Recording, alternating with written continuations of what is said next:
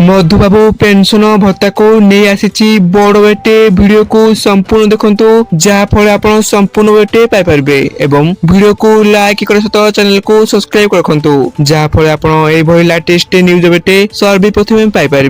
आसतु संपूर्ण खबर उपर नजर पकेबा। जहाँ सूचना रही मधुबाबू पेंशन योजना बढ़िला हिताधिकारी भत्ता भत्ता राशि 3500 टंका होईछि।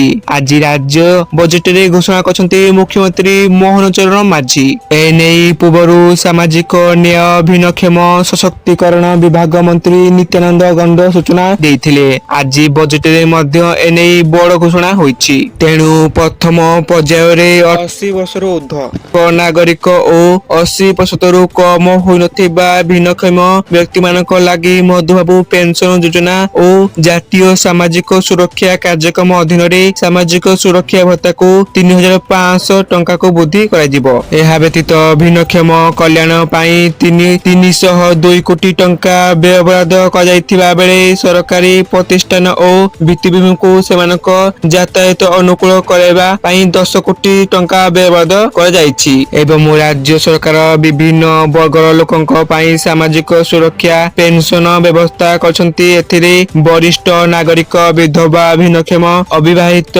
महिला सुस्थ होइथिबा कुष्ठ रोगी सामिल कराइछि। एवं केवल सेतिकी नुहे ओडिशा राज्य एड्स सेल द्वारा चिन्हितकृत रोगी छाड़पत्र पाइथिया महिला ट्रांसजेंडर कोविड द्वारा होइथिबा अनाथ पिला और विधवांक सहित अन्य दुर्बल श्रेणीर व्यक्ति को सामिल कराइछि। या सहित जातीय सामाजिक सहायता कार्यक्रम हिताधिकारी को मध्य राज्य सरकार अतिरिक्त सहायता दैछंती। समुदाय 36,75,000 हिताधिकारी ए योजना रे लाभ पाई परिबे। एहा थिला संपूर्ण बेटी आपण माने वीडियो को संपूर्ण देखिथारु आपण मानकु धन्यवाद।